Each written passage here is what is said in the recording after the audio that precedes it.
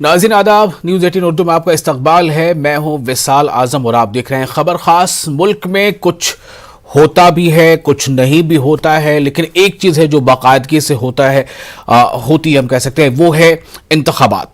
इंतखाबात बाकायदगी से होते हैं और इंतखाबात इससे कबल भी हुए। अभी हालिया इंतखाब जो उत्तर प्रदेश का हुआ, पंजाब का हुआ, उत्तराखंड का हुआ, गोवा का हुआ, मणिपुर का हुआ, अब जो है कुछ और रियासतों में इसी साल के आखिर में चुनाव होने हैं। लेकिन दरअसल एक और इंतखाब है जो इन दिनों बहुत ज्यादा चर्चा में है और वो है राज्यसभा का इंतखाब। राज्यसभा में जितनी वैकेंसीज है उसके मुताबिक जितने उम्मीदवार होते हैं, अगर गोटे फिट हो गई और उम्मीदवारों की तादाद हद से ज्यादा नहीं बढ़ती है तो उसमें कोई इंतखाब की गुंजाइश भी नहीं रहती है। लेकिन अगर उम्मीदवार बढ़ जाते हैं तो इंतखाबात भी होते हैं। लेकिन इसमें सबसे अहम यह होता है कि कोई भी पार्टी क्यों यह चाहती है कि राज्यसभा में उसका अपना कैंडिडेट पहुंचे। इसलिए कि जब कोई भी मुल्क में कोई नया कानून बनना होता है, कोई बिल पास होना होता है, तो उससे पार्लियामेंट के दोनों ऐवानों में अक्सरियत हासिल होनी होती है, वोटिंग अगर होती है तो। और इसलिए बहुत जरूरी होता है कि अगर आप लोकसभा में कम है तो राज्यसभा में ज्यादा हो, राज्यसभा में कम है तो लोकसभा में ज्यादा हो। तो जाहिर है कि जो लोकसभा में अभी जो बरसर जमात है बीजेपी, उसकी अक्सरियत है। राज्यसभा में भी कई बार ऐसा होता है कि अगर उसके नंबर्स कम भी पड़ते हैं तो बहुत सारी दीगर जो इलाकाई पार्टियां हैं वो किसी न किसी तरह से जो बरसर जमात है उसके लिए मददगार साबित हो जाती हैं, मतलब मददगार बनती हैं। मैं नहीं कह सकता बट साबित हो जाती हैं, चाहे वो खुद को गैर मौजूद रहकर उससे मदद हो जाए या उसके साथ जाकर उससे मदद हो जाए। तो इसलिए कोशिश ये होती है कि अगर बरसर जमात को निशाने पर रखना है माफ कीजिएगा, तो राज्यसभा में खासी तादाद हो अपोजिशन की या जो ग्रुप ऑफ अपोजिशन है उनकी। तो बहरहाल इस वक्त बहुत ज्यादा इसको लेकर सियासत हो रही है, जोड़ तोड़ हो रही है और इसको लेकर तमाम तरह की जो दाव पेच है उसका इस्तेमाल हो रहा है। जो दो तीन अहम चीजें हैं वो ये है कि कांग्रेस ने भी और बीजेपी ने भी अपने अपने उम्मीदवारों की लिस्ट लगभग जारी कर दी हैं। और जिन पार्टियों का, यानी एक तो कांग्रेस का मतलब है कि वो यूपीए उसका जो इत्तेहाद है और बीजेपी का मतलब है कि एनडीए उसका इत्तेहाद है। तो एनडीए के साथ जो इलाकाई पार्टियां हैं जहां पर उनकी अक्सरियत बहुत ज्यादा नहीं है या बहुत कम नंबर्स है उनके एमएलएस की, तो उनका सपोर्ट उनको मिलता है। इसी तरह से जैसे कांग्रेस है तो जहां वो मखलूत हुकूमत में है, जैसे महाराष्ट्र में है या फिर वो झारखंड में है, तो वहां पर जो दूसरी इलाकाई पार्टी उनका सपोर्ट कांग्रेस को मिलता है। कहीं पर इलाकाई पार्टी मान जाती है, कहीं पर नहीं मानती है। लेकिन जो सबसे अहम इस बार जो दिलचस्प बात है वो है बिहार की। बिहार में क्या दिलचस्प है? बिहार में जो जेडीयू कोटे से या हम कह लें कि एनडीए कोटे में, एनडीए का तो 3 कोटा था, 3 में से जो चौथा जो तीसरा जेडीयू की तरफ से था, चूंकि जेडीयू जो है बीजेपी के साथ मिलकर सरकार चला रही है। जेडीयू कोटे से एक ऐसा नाम सामने आया है और जो एक ऐसा नाम जो सामने नहीं आया, जिसको नॉमिनेट नहीं किया गया, उसको लेकर बहुत ज्यादा गुफ्तगू हो रही है, बातचीत हो रही है। इसी पर हम खासतौर से फोकस करेंगे और साथ ही ये कि क्यों ऐसी मजबूरी है कि राजस्थान जहां पर बहुत जल्द असेंबली के इंतखाबात होने हैं, क्यों ऐसा हुआ कि कांग्रेस ने अपने तमाम जो नाम राजस्थान से भेजे हैं उनमें कोई भी वहां का लोकल नहीं है। महाराष्ट्र से भी कुछ ऐसी तस्वीर है। इस पर बातचीत करेंगे, बने रहें आधे घंटे तक हमारे साथ।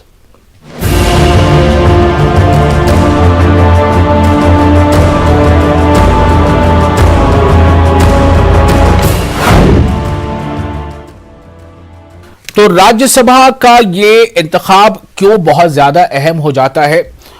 क्यों जरूरी है कि एक एक सीट, या तो जो बरसर जमात है बीजेपी वो चाहती है कि एनडीए के तहत ज्यादा से ज्यादा उम्मीदवार हों, कोई उसमें मुश्किल दरपेश ना आए। क्यों जो अपोजिशन पार्टी है कांग्रेस वो किसी भी तरह चाहती है कि अपनी हलीफ जमातों को जो यूपीए का हिस्सा है उनको किसी तरह से मना लिया जाए और उनसे समर्थन ले लिया जाए, उनसे सपोर्ट ले लिया जाए और अपने उम्मीदवार के फेवर में उनसे वोटिंग करा ली जाए। तो ये बहुत अहम क्यों है?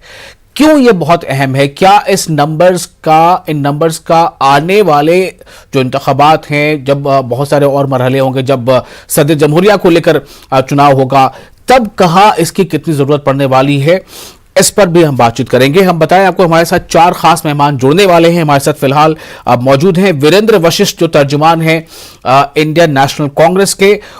वीरेंद्र जी, आपका बहुत इस्तकबाल है न्यूज़ 18 उर्दू के इस खास प्रोग्राम में जिसका नाम है खबर खास। हमारे साथ हैं ऋषि मिश्रा, पॉलिटिकल एनालिस्ट हैं ऋषि जी, आपका भी बहुत इस्तकबाल है। हमारे साथ कुछ देर में जुड़ेंगे नेमतुल्लाह, सीनियर लीडर जेडीयू, और अशोक सिन्हा हमारे साथ जुड़ चुके हैं, तर्जुमान बीजेपी। अशोक जी, आपका बहुत इस्तकबाल है, वेलकम न्यूज़ 18 उर्दू के इस खास प्रोग्राम में। सबसे पहले मैं ऋषि मिश्रा आपके पास आना चाहूंगा। मैं ये जानना चाहूंगा कि हमारे नाजरीन को बताएं कि ये जो मौजूदा जो राज्यसभा का चुनाव आने जा रहा है, नॉमिनेशन का अभी काम चल रहा है, ये कितना अहम है और क्यों ये इतना जरूरी है, और क्यों इसमें जो दो बड़ी पार्टियां हैं, मतलब बीजेपी या कांग्रेस, वो क्यों अपनी जो अलायंस पार्टीज हैं उनसे कितना वो मदद ले रही हैं, और ये कितना अहम है राज्यसभा का ये इलेक्शन फिलहाल? ऋषि मिश्रा। देखिए, यदि आप वर्तमान में भाजपा, कांग्रेस और जेडीयू के लिस्ट को देखें तो दो केंद्रीय मंत्री हैं। सर मुख्तार अब्बास नकवी को अंतिम समय में टिकट राज्यसभा का मिल जाए, लेकिन जो वर्तमान सूची भाजपा जारी की है उसमें मुख्तार अब्बास नकवी का नाम नहीं है, और वह केंद्र में मिनिस्टर हैं, और मुख्तार साहब का जो कार्यकाल है जुलाई में खत्म हो रही है। तो कहीं न कहीं यदि मुख्तार अब्बास नकवी को राज्यसभा फिर से नहीं भेजा जाता है तो उनके मंत्रिमंडल में बने रहने पर संशय है। दूसरी महत्वपूर्ण डेवलपमेंट बिहार को लेकर है कि आरसीपी सिंह जो केंद्र में जेडीयू कोटे से मिनिस्टर हैं, उनको अंतिम क्षण में जेडीयू वाला कमान ने उनका टिकट काट दिया है, तो उनका भी कार्यकाल जुलाई में खत्म हो रहा है। देखिए, नीतीश कुमार का जो राजनीतिक अप्रोच रहा है, नीतीश कुमार कभी भी अपने पैरेलल में किसी नेता को खड़ा नहीं होना देना चाहते हैं, और जेडीयू में इन दिनों में दो पावर सेंटर बन गए थे, और जिस प्रकार से आरसीपी सिंह बीजेपी के करीब चले गए थे, ये कहीं न कहीं नीतीश कुमार के मन में खटक रहा था। दूसरी महत्वपूर्ण बात है कि यूपी चुनाव में आरसीपी सिंह से नीतीश कुमार ये उम्मीद कर रहे थे कम से कम 30 से 40 सीट जो है यूपी चुनाव में जेडीयू को दिला पाएंगे, उसमें भी आरसीपी सिंह असफल रहे। तो कहीं न कहीं आरसीपी सिंह का टिकट कटना, और अभी तक कई ऐसे सीट हैं जहां बीजेपी ने अपना अभी पत्ता नहीं खोला है। यदि आरसीपी सिंह बीजेपी कोटे से जाते हैं तो विगत कुछ दिनों में आपको बिहार के राजनीति में बड़े डेवलपमेंट देखने को मिलेंगे। मेरा सीधा सवाल आपसे फिलहाल यही है कि क्या अभी भी आपको लगता है कि ऐसी कोई गुंजाइश है कि आरसीपी सिंह को बीजेपी के कोटे से किसी और प्रदेश से भेज दिया जाए? क्या ऐसा मुमकिन लग रहा है? विशाल भाई, आप जानते हैं कि ये मीडिया जी, एक गतिविधियों में ये चर्चा है कि आरसीपी सिंह का टिकट सिर्फ इसलिए नीतीश कुमार ने काटा है क्योंकि वो बीजेपी के केंद्रीय नेतृत्व लीडरशिप के करीब, बहुत करीब हो गए थे। वह थे तो जेडीयू के कार्यकर्ता थे, जेडीयू के मंत्री, जेडीयू कोटे से मंत्री, लेकिन वो भाषा भाजपा के बोल रहे थे। तो भाजपा कहीं यदि भाजपा के मन में कहीं ऐसा हो कि बिहार में जेडीयू और बीजेपी की सरकार आगे नहीं कंटिन्यू बीजेपी करना चाहती है, तभी जाके आरसीपी को भेजेंगे, क्योंकि नीतीश को नाराज बीजेपी नहीं करना चाहती है अभी, क्योंकि राष्ट्रपति चुनाव होने जा रहे हैं, और नीतीश कुमार। मैं एक सवाल आपसे और करूंगा, उसके बाद फिर आप दूसरे के पास जाऊंगा। क्या ऋषि मिश्रा जी, क्या आपको लगता है कि शायद जेडीयू या नीतीश कुमार या जो जेडीयू का जो भी थिंक टैंक है, शायद क्या वो इस इंतजार में है कि आरसीपी को बीजेपी भेज दे अपने कोटे से, देखिए फिर उसके बाद खेल शुरू हो? विशाल भाई, यदि आरसीपी सिंह को बीजेपी राज्यसभा भेजती है और केंद्र में कंटिन्यू रखती है, क्योंकि नीतीश कुमार ने बयान भी दे दिया है कि जुलाई तक आरसीपी सिंह केंद्र में मिनिस्टर रहेंगे, और जैसे ही मंत्रिमंडल का फेरबदल होगा तो चेहरा तय किया जाएगा। यदि आरसीपी सिंह को राज्यसभा बीजेपी भेजती है तो नीतीश कुमार के पास ऑप्शन है, आरजेडी का ऑप्शन है, तेजस्वी यादव का ऑप्शन है। ठीक है, बहुत तरह की बात सामने आ चुकी है। मैं सीधे जाता हूं अशोक सिन्हा साहब के पास, तर्जुमान है बीजेपी के। अशोक सिन्हा साहब, काफी अहम है ये सवाल कि दो ऐसे कैंडिडेट जो अभी मरकज में वजीर हैं, यानी केंद्र में मंत्री हैं, मुख्तार नकवी और आरसीपी सिंह, लेकिन अभी तक तो इनका नाम सामने नहीं आया है। क्या वजह है? आरसीपी सिंह का राज्यसभा जाना जेडीयू पे निर्भर करता था। जेडीयू ने उन्हें रिन्यू नहीं किया, उनका मेंबरशिप रिन्यू नहीं किया, और जहां मुख्तार अब्बास नकवी जी का है, तो मुख्तार नकवी जी का तो राष्ट्रीय नेतृत्व देख ही रहा है कि उसमें कितने लोगों को एक्चुअली क्या है कि राज्यसभा से भी तो लिमिटेड ही नंबर को एक बार में भेजा जा सकता है, तो वो एडजस्ट करने की कोशिश करती है कि इस स्टेट से या उस स्टेट से या कहां से एडजस्ट किया जा सके। तो नकवी साहब के बारे में तो हम बोल सकते हैं, लेकिन आरसीपी तो नकवी साहब के बारे में आप क्या बोल रहे हैं? क्या मतलब उन्हें राज्यसभा भेज दिया जाएगा या फिर रामपुर से लड़वाने की फिराक में है? नहीं, वो दोनों ऑप्शन खुले हैं बीजेपी के सामने, क्योंकि नकवी साहब ने कोई अपनी इच्छा भी तो जाहिर नहीं की है, इसलिए रामपुर से आसान नहीं होगा। बीजेपी के सेंट्रल लीडरशिप के सामने सारे ऑप्शन खुले हैं। हमारे सम्मानित ये तो आप बड़ी ब्रेकिंग न्यूज दे रहे हैं कि मुख्तार अब्बास नकवी ने अपनी इच्छा जाहिर नहीं की है कि मुझे राज्यसभा भेजा जाए। नहीं, क्यों करेंगे वो इच्छा जाहिर? वो इतने नजदीक है हाई कमांड के कि वो खुद हाई कमांड है, और मैं नहीं समझता हूं कि नकवी साहब का जाना नहीं जाना को हम डिबेट का एक हिस्सा मान सकते हैं। नहीं, वो सिर्फ इसलिए सवाल बन रहा है कि चूंकि वो केंद्र में मंत्री हैं, हाँ, तो क्या वो मंत्री से डिस्कंटिन्यू कर दिए जाएंगे? सवाल ये बनता है, अगर नहीं कर दिए जाएंगे तो फिर क्या वो राज्यसभा भेजे जाएंगे? नहीं, तो अभी टू अर्ली है, और हम एक तर्जुमान के नाते आपको कह सकते हैं कि ये हमारे डोमेन की चीज नहीं है। जब तक 31 तारीख बीत नहीं जाता है तब तक हम लोग किसी भी हालत में बोलने की कंडीशन में अच्छा, नहीं दो है। और नाम है, उनके बारे में कुछ बताइए। इनका भी कार्यकाल जो है जून जुलाई में लगभग समाप्त हो रहा है, जफर इस्लाम और मुख्तार एमजे अकबर। इनके बारे में क्या आपके पास इनपुट है? नहीं, कोई इनपुट नहीं है। ये लोग हाई कमांड के सीधे कॉन्सिडरेशन में हैं। अब हाई कमांड जिन्हें चाहेगी फिर हम आपको इतला देंगे कि भाई इनको भेजा गया। ये हम लोग के डोमेन से बाहर की चीज है। अच्छा, आरसीपी सिंह का नहीं भेजा जाना क्या बीजेपी और जेडीयू के रिश्ते में कोई दरार पैदा कर रहा है या दरार को चौड़ा कर रहा है? एक बिहार में रहकर और यहां के राजनीति को नजदीक में देखकर हम कह सकते हैं आश्वस्त रूप में कि जेडीयू के सर्वे सर्वा नीतीश कुमार जी हैं, और ये जो भी आप लोग स्पेकुलेशन लगा रहे थे कि किसी को पैरेलल नहीं खड़ा, अभी आज के दिन में जेडीयू में कोई भी आदमी नीतीश कुमार जी के पैरेलल में नहीं है। वो तो शायद किसी पार्टी में नहीं है। नहीं, सुन लीजिए जरा सा, और वो किसी पार्टी में नहीं है। लोगों को यहां लग रहा है कि नीतीश कुमार जी ने एक सीट दे दिया कर्नाटक के हेगड़े जी को और दूसरा सीट दे दिया झारखंड में खीरू महतो को, तो शायद अपनी पार्टी का विस्तार वो ऑल इंडिया लेवल पे करना चाह रहे हैं। नहीं, मैं इसका जवाब ले लेता हूं। आप ऋषि मिश्रा जी रुकेंगे जरा। मेरे पास मोहम्मद नेबतुल्लाह है जो सीनियर लीडर है जेडीयू के। नेबतुल्लाह साहब, क्यों ऐसा है कि अशोक सिन्हा साहब सवाल ये उठा रहे हैं कि क्या जेडीयू अपना नेशनल लेवल पे विस्तार चाहती है, इसीलिए आरसीपी सिंह को छोड़ के उन्होंने झारखंड से खीरू महतो को बुला लिया और दावत दे दिया और वह राज्यसभा भेजने की बात आ रही है? आखिर क्या वजह है? मतलब आरसीपी सिंह से ऐसी क्या, मतलब किस तरह का इस्तेमाल उनका हो रहा है? क्या उनसे दुश्मनी या दोस्ती निभाई जा रही है? आरसीपी सिंह से ना दुश्मनी दोस्ती निभाई नहीं। आरसीपी सिंह जो है वो जदयू के बड़े नेता हैं और हमेशा उन्होंने बड़े पोस्ट पर काम किया है। वो राष्ट्रीय महासचिव रह चुके हैं, वो राष्ट्रीय अध्यक्ष रह चुके हैं, वो तो आप बता रहे हैं जो रह चुके हैं।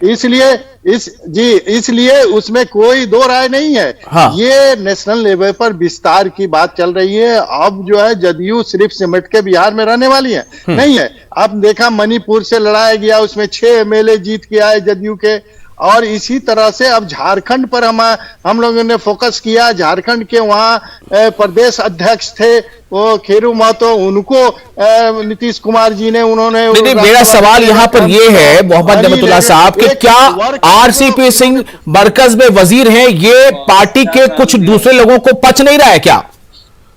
ऐसी बात नहीं है। वो सम्मानित नेता है, क्यों नहीं पचेगा? 2 मर्तबा उनको राज्यसभा भेजा गया, वो उन्होंने संगठन। तो अब बताइए फिर, आप ही बताइए वो कैसे वजीर रह पाएंगे कंटिन्यूटी में? अरे अब फिर से जब तक टर्म में रहेंगे उसके बाद से फिर से हमारे नीतीश कुमार जी फिर किसी, तो वही तो मैं कह रहा हूं कि जेडीयू को ये हजम नहीं हो रहा है कि आरसीपी सिंह वजीर रहे लगातार। हजम होने के बात नहीं है ना यार, लगा होने की बात नहीं है, ऐसी बात नहीं। संगठन का फेरबदल, संगठन का काम करेंगे। अच्छा, क्या आरसीपी सिंह जो है ये कास्ट सेंसस के फेवर में नहीं थे क्या? नहीं नहीं, इस कास्ट सेंसर के फेवर में थे, नीतीश कुमार से कभी अलग नहीं रह सके हैं। इफ्तार पार्टी में नहीं गए नीतीश जी, जहां मौजूद थे आरसीपी सिंह नहीं गए वहां।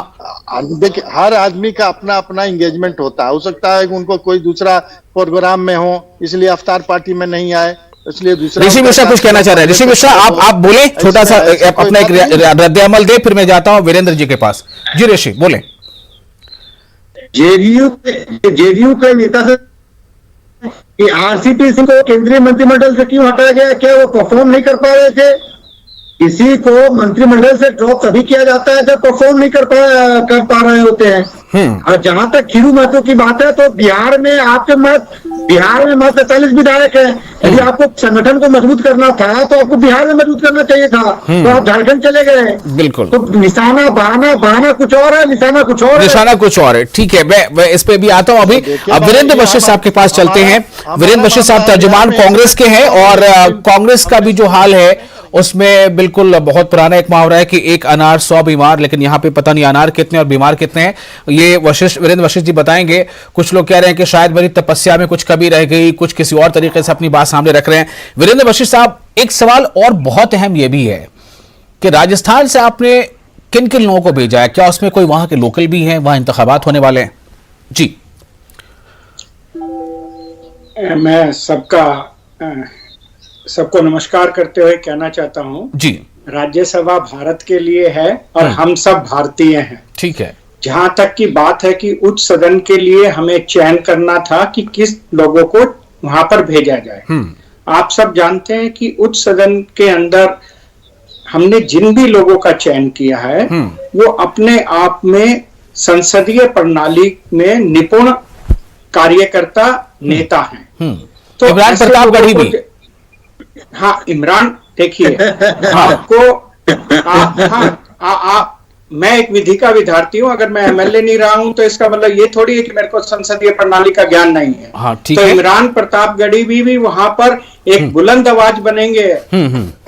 तो उनकी बात यह है कि उस सदन के लिए हमने योग्य साथियों को भेजा है। और जिनको नहीं भेजा वो योग्य नहीं है।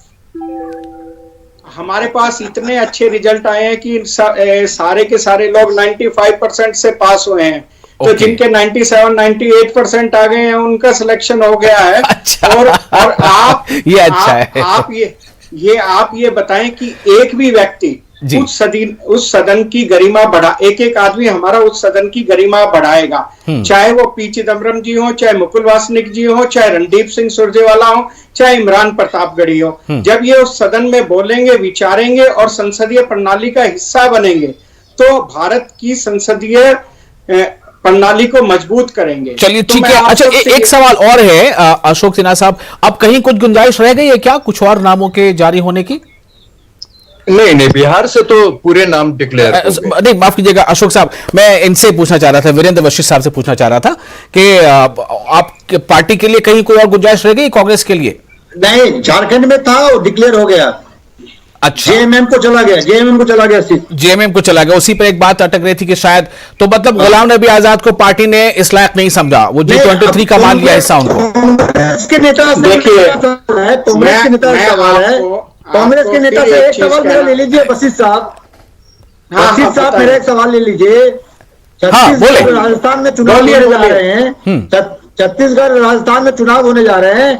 ठीक है कि आपने पूरे भारत के रिप्रेजेंटेशन को दिया है, क्या दोनों राज्य से एक एक सीट पे वहां के लोकल को नहीं भेजा जा सकता था? लोकल को नहीं भेजेंगे तो वहां की जनता आपके लिए वोकल कैसे होगी? नहीं, तो मुझे तो लगता है कि शायद कांग्रेस ये तो नहीं सोच रही कि वोकल फॉर लोकल ये तो बीजेपी का नारा है, हम ऐसा क्यों करें, हम वोकल फॉर लोकल नहीं करेंगे, ऐसा है क्या? नहीं, आप ये हम जितनी सीटें हैं पिछली सीटों में गए हैं लोग, हमारे वहां के लोग भी, आप एक चीज क्यों नहीं समझ रहे हैं? भारतीय लोकतंत्र में हम आने वाले चुनाव में मैं ऋषि जी को कहने चाहूंगा कि आप छत्तीसगढ़ और राजस्थान में देखना, इन्हीं हीरो के ऊपर हम आके जीतेंगे। और जब हमारे लोग राज्यसभा में अपना प्रतिनिधित्व करेंगे तो हमारे यहाँ ये नहीं सिखाया जाता है कि जाति के हिसाब से, राज्य के हिसाब से या किसी के। अच्छा, एक सवाल का मुझे सिर्फ आप जवाब दे दीजिए, फिर मैं अपने दूसरे सवाल पर जाता हूं। वीरेंद्र वशिष्ठ साहब, क्या देखिए, निपुणता की जहां तक बात है तो गुलाम नबी आजाद में कोई कमी तो नहीं थी, ठीक है, निपुणता की बात है तो उसमें आनंद शर्मा में कोई कमी नहीं थी, लेकिन क्या पार्टी उस लाइन पर आगे बढ़ रही है कि युवाओं को मौका दिया जाएगा, जो आपने अभी जो हालिया अधिवेशन था वहां जो बात की थी, क्या इस तरफ आप बढ़ रहे हैं? G23 के लोग थे? नहीं, देखिए, परिवर्तन होता रहता है। उन लोगों का अनुभव और उनके जो भी हमें फायदे हैं उनको हम संगठन में लगाएंगे। अभी गुलाम नबी जी हमारे संगठन का काम देख रहे हैं, आनंद शर्मा जी संगठन में हिमाचल में भी महत्वपूर्ण चुनाव आ रहा है, वो वहां पर हमारे स्टीयरिंग कमेटी के अध्यक्ष हैं। ओके, आप कुछ कहना चाहेंगे? मैं आपके पास आ रहा हूं कि ये जो चूंकि कांग्रेस का जो अभी रिसेंट जो चिंतन शिविर जो हुआ था उसमें ये बात भी सामने आई थी कि जो न्यू फेसेस है या जो युवा शक्ति है उसको आगे बढ़ाएंगे, तो क्या गुलाम नबी आजाद या आनंद शर्मा, और आप ऐसे चेहरों को देखें, फिर अगर इमरान प्रतापगढ़ी को आप देखें, तो क्या ये लग रहा है कि कुछ उस तरफ पार्टी आगे बढ़ी है थोड़ा हिम्मत करके? ऋषि मिश्रा। देखिए, इमरान प्रतापगढ़ी का नाम जब मैंने कल देखा तो मुझे भी आश्चर्य हुआ कि पार्टी में नए नवेले आए हैं, उनका पार्टी में क्या योगदान है वो बशीर साहब बताएंगे। बशीर साहब राहुल गांधी के करीबी हैं, मैं जानता हूँ, जाने माना चेहरा है जो भी बशीर साहब बैठे हैं, बशीर साहब ही बताएंगे। इमरान प्रताप, मुझे उम्मीद था कि उत्तर प्रदेश से कोई चेहरा यदि राज्यसभा में जाएगा तो वो है प्रियंका गांधी का नाम मुझे सबसे उचित लग रहा था। उसके बाद सुप्रिया सिरनेत जो कांग्रेस की तेज तरह प्रवक्ता है, उनका एक महत्वपूर्ण योगदान है। पवन खेड़ा, और सबसे मुझे उम्मीद थी कि बिहार से कन्हैया कुमार जो बीजेपी के विरुद्ध इतने क्रिटिक्स हैं और एक बुलंद आवाज है, कन्हैया कुमार जैसे तेज तरह वक्ता को क्यों नहीं भेजा गया? ये कांग्रेस का कैसा स्टेप है ये समझ तो क्या ये लग। अच्छा, अशोक जी ना जी कुछ बोलना चाह रहे थे। जी अशोक जी, आप बोले कुछ। जी, आप कुछ कहना चाह रहे थे? हाँ, आप चर्चा कर रहे थे कांग्रेस की, तो मुझे लगा कि आपने जो प्रश्न किया कि गुलाम नबी आजाद या आनंद शर्मा, इन लोगों में क्या कमी थी, तो मुझे लगा कि पॉइंट आउट कर दें कि वो ग्रुप 23 के मेंबर थे। मुकुल वासनिक भी G23 के ही हैं। अशोक जी, आप हमारी मुकुल वासनिक भी G23 के ही हैं। नहीं, और मुकुल वासनिक G23 के ही हैं। ये हार्दिक पटेल जैसे एक्टिविस्ट गुजरात में काम करते हैं, उनको दरकिनार किया गया। वीरेंद्र वशिष्ठ साहब, मुझे लगता है कि मुझे कहना तो नहीं चाहिए, लेकिन क्योंकि सवाल उठाना तो मेरा फर्ज है, तो एक सवाल तो यह है कि क्या पार्टी ने चिंतन शिविर में लिए गए फैसलों के मुताबिक युवा को चेहरा दिया है? एक तो शायद ये वजह हो सकती है। फिर दूसरा ये कि क्या पार्टी ने यह भी कोशिश करने को, ये भी दिखाने की कोशिश की है कि हम सभी को समाहित कर रहे हैं, इमरान आगे बढ़ गए, हो सकता है इसमें दोनों चीजें आ गई कि युवा शक्ति भी है और सभी को समाहित कर रहे हैं। नेमतुल्लाह साहब कुछ कहना? नेमतुल्लाह साहब, एक सवाल आपसे सीधा यही है, 31 तारीख को बिहार में बहुत कुछ होने जा रहा है, मैं ये जानना चाहता हूं, कुछ इशारा देंगे आप, क्या है असल में नीतीश कुमार के दिल में क्या है? वो तो खैर लोग कहते हैं कि कोई नहीं जानता, लालू जी जानते, कहते हैं उनके पेट में दांत है, पता नहीं कई की बातें कहते हैं, लेकिन आप कुछ बताएं। नहीं, कुछ होने वाला नहीं है, जैसा है चलता रहेगा और बहुत खुशगवार माहौल है, इसलिए इससे कोई इधर उधर की बात जो चल रही है सब मीडिया का क्या बात चल रही है? क्या बात चल रही है? नहीं, इधर उधर की लोग हर तरह की बात उड़ाते हैं कि ये पल्ला बदलेंगे, क्या करेंगे क्या नहीं करेंगे, ऐसा कुछ होने वाला नहीं है। ये जनता ने, उन्होंने जो 25 तक चुना है, 25 तक बने रहेंगे मुख्यमंत्री, और जिस गठबंधन से वो तक रहेंगे। जी, ये हाँ, जनता ने उनको मुख्यमंत्री चुना है 2025 तक, और 2025 तक नीतीश कुमार जी बने रहेंगे मुख्यमंत्री। आरसीपी सिंह को लेकर राजनीतिक गलियारों में जो चर्चा था वो तो सही साबित हुआ। आरसीपी सिंह जी, आप वो सम्मानित जदयू के नेता हैं, वो संगठन का काम करेंगे और मजबूत करेंगे, हमेशा उन्होंने किया है। वो नीतीश कुमार जी से कभी अलग रहे हैं न रहेंगे। ये आप लोग आपने किस कारण से आरसीपी सिंह को हटाया? ऐसा क्या कारण लग रहा है कि जिसके कारण आरसीपी सिंह को मंत्रिमंडल से हटाया आपने? हटाने का सवाल नहीं, अभी भी मंत्रिमंडल में जब तक टर्म में रहेंगे हटाने का क्या सवाल है। और हमेशा होता है फिर बदल होता है। चलिए अशोक जी से फिर एक सवाल कर ही लेता हूं, थोड़ा गुंजाइश, अशोक जी कोई गुंजाइश बच रही है मुख्तार नकवी साहब के लिए? होती है उसको काम लिया जाता है। आजम साहब, मैं ना अशोक सिन्हा जी से नकवी साहब हमारे बहुत ही सम्मानित आदमी हैं और इंडिस्पेंसिबल हैं जी। इनफैक्ट वो one of the high command से हैं, मैं आपको एश्योर कर रहा हूं नेशनल टीवी पे।